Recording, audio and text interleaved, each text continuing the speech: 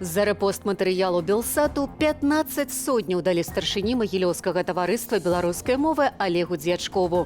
У яго канфіскавалі камп'ютар. Але чытаць і глядзець Белсат бяспечна і нават трэба.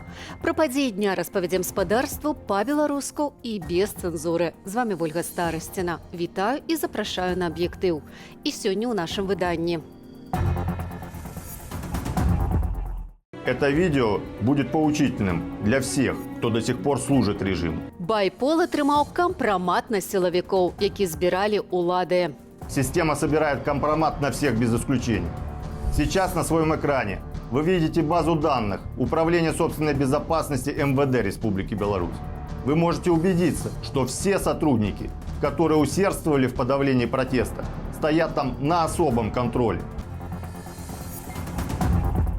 Да подавитесь вы этими санкциями в Великобритании. Лукашенко загадаў распрацаваць контрсанкцыі. Я плохо себе представляю, что Беларусь может из-за льна, овса, пшеницы, картофеля, овощных культур каким-то образом производить высокоточное оборудование, оптику.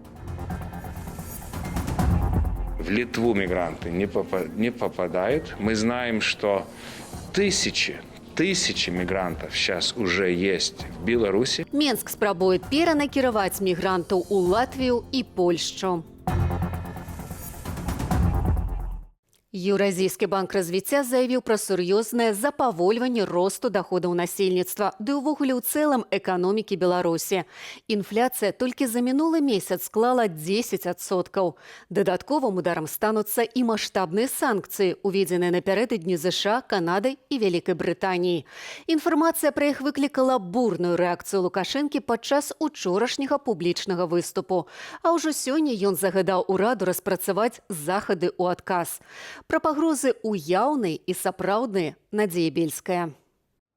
Гадавіна выбараў у Беларусі і чарговы удар па рэжыму Лукашэнкі. Адразу 3 эканамічна і палітычна моцныя краіны абвесцілі пра пашырэнне санкцыяў. Навіна ад Вялікай Брытаніі прыйшла першую якраз падчас так званай вялікай размовы Лукашэнкі з журналістамі. Да подавитесь вы этими санкциями в Великобритании. Мы 1000 лет не знали этой Великобритании и знать не хотим. Вы прихвостни американские. Сярод іншага пад санкцыі Вялікай Брытаніі трапілі ключавыя для беларускай эканомікі галіны, калійная і нафтавая. Асобны пункт у спісе так званы гаманец Лукашэнкі, расійскі бізнесовец Міхаіл Гуцэрыеў. Забарону наклалі і на яшчэ адну руку, якая корміць Лукашэнку, толькі цяпер ужо з падачы ЗША. Размова пра бізнесоўца Аляксея Алексіна, вядомага сярод іншага гандлем цыгарэтамі і нафтапрадуктамі. У цэлым амерыканскія санкцыі закранулі 21 кампанію і арганізацыю, ды 23 ў рознай ступені набліжаныя да Лукашэнкі асобы. Усё гэта ставіць пад удары эканоміку Беларусі і персанальныя грошы Лукашэнкі. Надзеі на Расею ўсё меней. Санкцыі могуць закрануць кампаніі, якія супрацоўнічаюць з рэжымам. Мяркуе медыа-эксперт Айсэнс Серж Харытонаў. Тым самым ставячы пад сумнеў хітрасць з продажам калійных угнаенняў. Мурманскі порт, пра які Лукашенка казаў учора. Это порт, у якім базуецца вялікая колькасць расійскага флоту, і я сумняюся, што расійскае кіраўніцтва пажадае за тое, каб падтрымаць Александра Лукашэнку, паставіць пад рызыку адзін з асноўных камерцыйных портаў краіны. Бальшыня экспертаў сыходзяцца ў меркаванні. На сённяшні момант апошнія санкцыі самыя эфектыўныя. У перспектыве яны пазбаўляюць Беларусь магчымасці браць крэдыты на сусветным фінансавым рынку. І ў гэтым выпадку стаўка не робіцца нават на дапамогу Расіі. Банкі не могуць пайсці на такія рызыкі, мяркуе Серж Харытонаў. Магчыма, будзе нейкая дамоўленасць паміж Владзімірам Пуцінам і Лукашэнкам, каб такія грошы завозіць кэшам. Але я цалкам упэўнены, што калі Злучаныя Штаты ўключаюць магчымасць другасных санкцыяў, то расійскае кіраўніцтва 2 разы падумае перад тым, як працягваць фінансавую падтрымку і камерцыйную дзейнасць з прадстаўнікамі рэжыму Александра Лукашэнкі і з дзяржаўнымі кампаніямі Беларусі. На меркаванне доктара палітычных навук Вадзіма Валавога пад пагрозою суверэнітэт Беларусі. Он медленно затягивает и сжимает Белоруссию в таких братских объятиях. Ну и, соответственно, когда тебя вот так вот сжимают, ты начинаешь нервничать, пытаться вырваться, делать какие-то шаги, но это не меняет ситуацию, что тебя медленно сжимают. Пра санкцыі, якія ўвяла Канада, пакуль дэталёва нічога не вядома, акрамя таго, што яны закранаюць фінансавы, энергетычны і хімічны сектары краіны. Прычынай абмежавання ў паўночнаамерыканская краіна называе адмову афіцыйнага Менску спыніць гвалт і пайсці на канструктыўны дыялог з апазіцыяй. Але ў адказ чарговы раз становіцца зразумела, спыніць дзекі з уласнага народу і прызнаць паразу Лукашенка не гатовы. Замест гэтага беларускі МЗС кажа пра, цытата, пільную ацэнку і прыняцця адэкватных захадаў.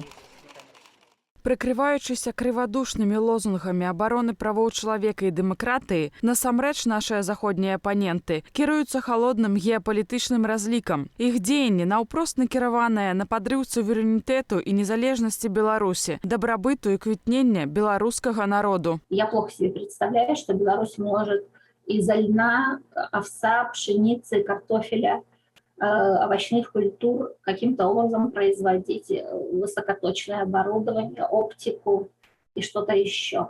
А таму, каб выратаваць эканоміку і ўласны народ ад голаду, ўсё, што трэба зрабіць рэжыму зараз, гэта проста выконваць законы, прапісаныя ў Канстытуцыі, падводзіць вынік Вікторыя Васілевіч. Надзея Бельская, Белсат. Тотальнае праслухоўванне.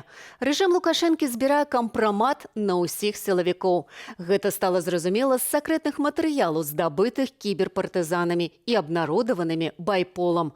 Праслухоўваюцца тэлефоны і запісваюцца размовы міністра ўнутраных справаў, АМАПу, Губазіку, следчага камітэту і нават КДБ. Дзеля чаго ўлады гэта робяць і што цяпер з гэтымі запісамі зробіць байпол, высвятляў Уладзімір Старыковіч.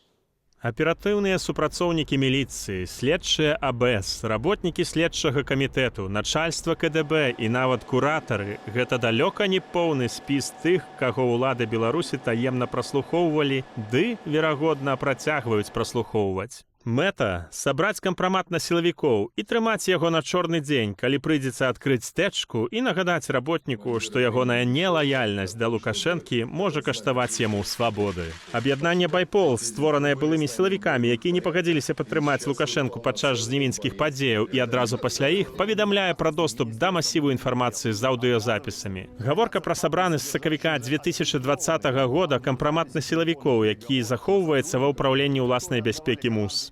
Это самый большой слив вообще в истории органов внутренних дел, и не только нашей страны. Чтобы белорусы все понимали, что произошло.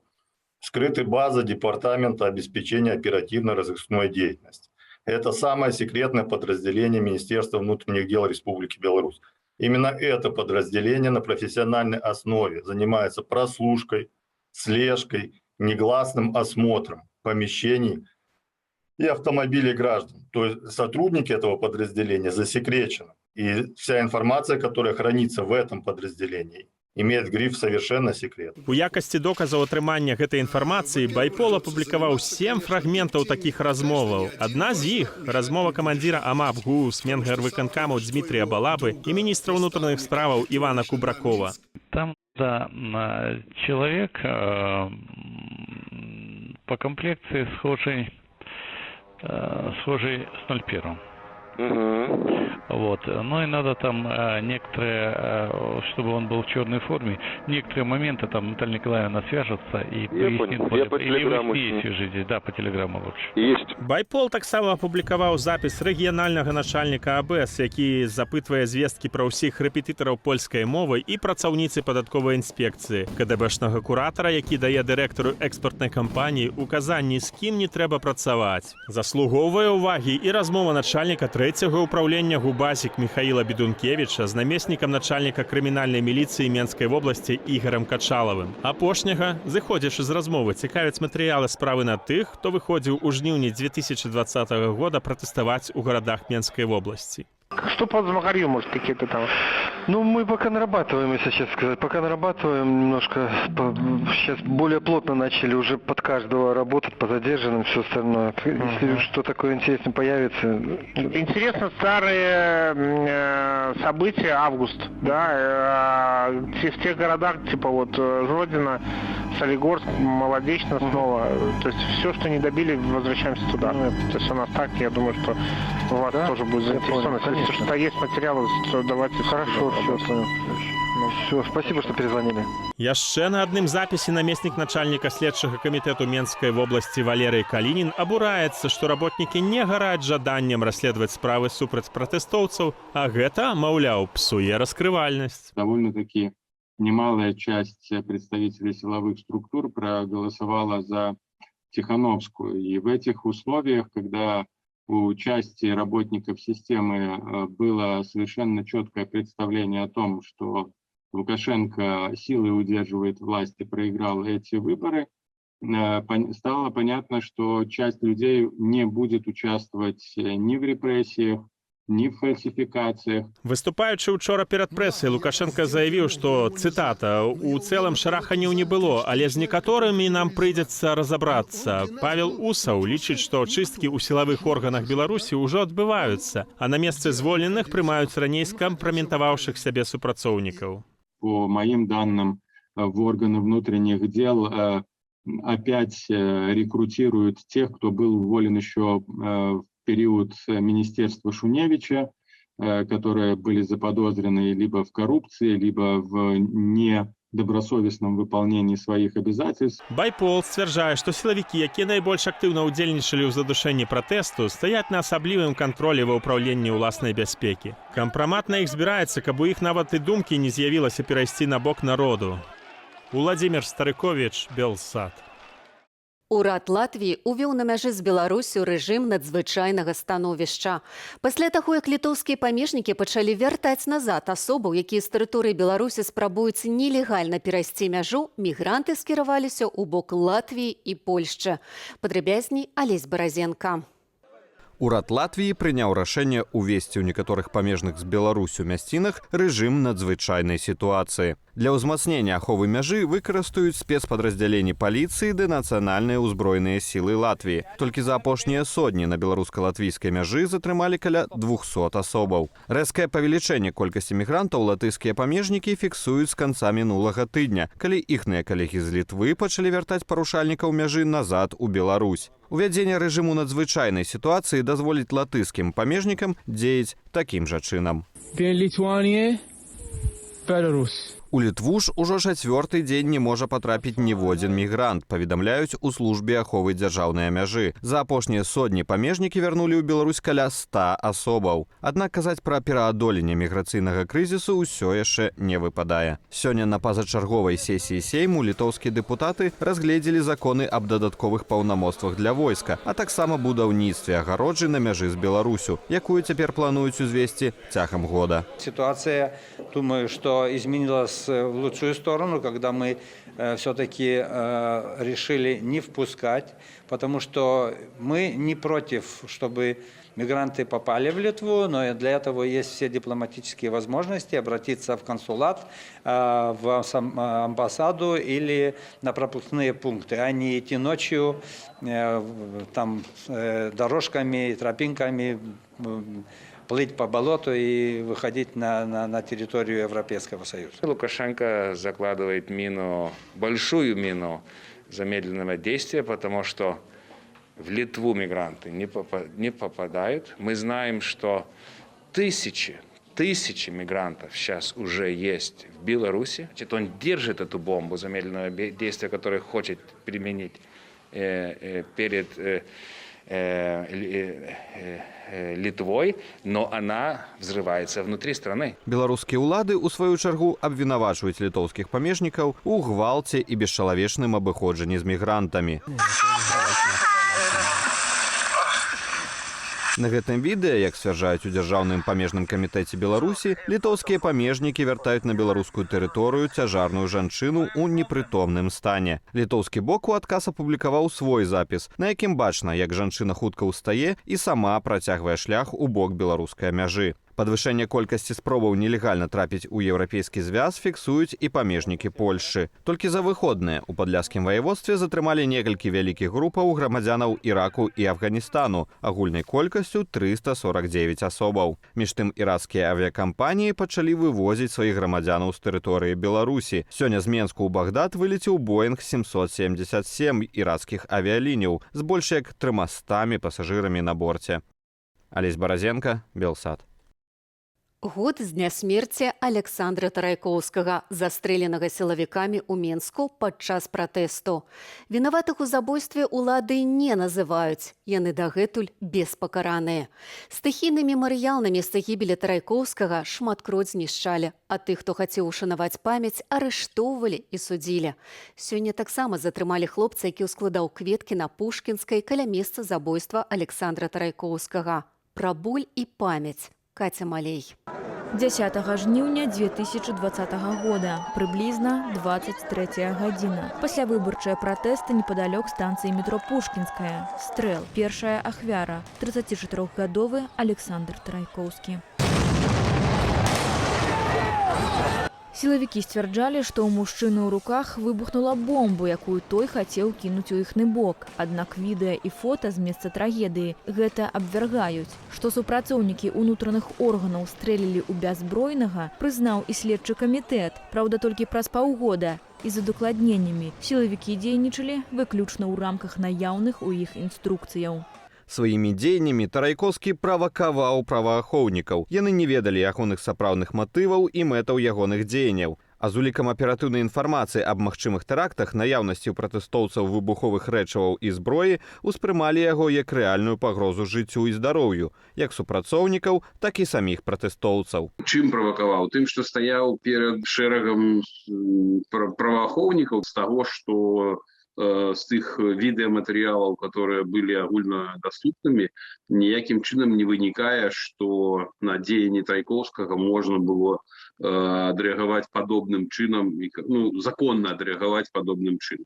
Сям'я шукала Александра больш за 2 дні пасля ягонай гібелі, бо ён лічыўся неапазнаным. Затым ягоным блізкім паведамілі, што ён памёр ад страты крыві. Паводле ўдавы Тарайкоўскага Алены ў межах справы дасылаюць адно адпіскі. У апошнім лісце папярэдзілі, што калі яшчэ раз будуць нейкія запыты з ейнага боку, то кантактаваць з ёй проста перастануць. Пасля гібелі Сашы я шмат што пераасэнсавала. У мяне на шмат што расплюшчыліся вочы. Калі да гэтага мы жылі ў краіне, дзе нас пераконвалі, што ў нас стабільнасць, то пасля жнівеньскіх падзеяў усё змянілася. Цяпер у нас усіх адно жаданне, каб не страшна было жыць у краіне, каб можна было будаваць нейкія планы на будучыню. Думаю, што ўсё вырашыцца. Не ведаю, як і калі, але гэта не можа працягвацца доўга. Прайшоў год, але крымінальнай справы так і не завялі, як і па факце гібелі іншых ахвяраў рэжыму. Паводле праваабаронцаў, за ўвесь час пратэстаў пры розных абставінах загінулі 6 чалавек. Яшчэ 10 у гэты спіс дадае грамадства. Эта палітыка замоўчваць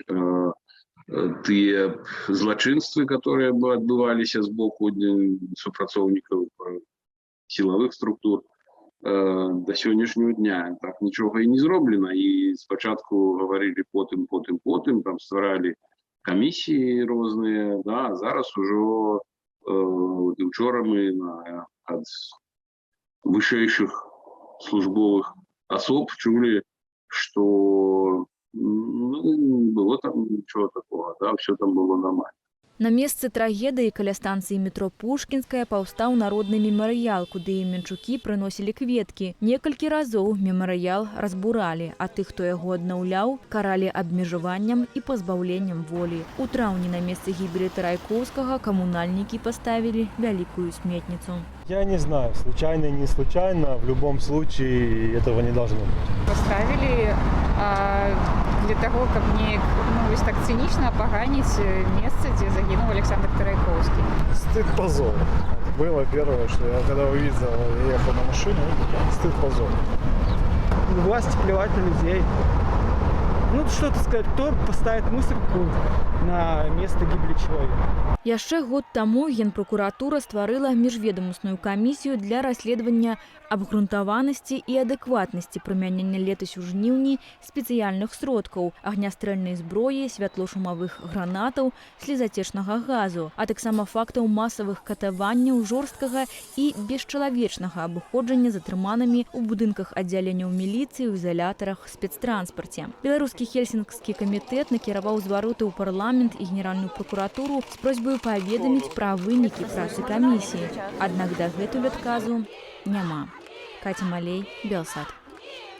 Яшчэ 17 чалавек праваабаронцы прызналі сёння палітвязнямі.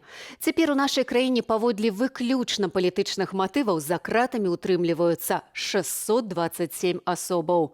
Такія падзеі прынёс сённяшні дзень. На гэтым мушу развітвацца з гаспадарствам. Бывайце моцнай і заставайцеся з Белсатам. Толькі усе разам мы сіла.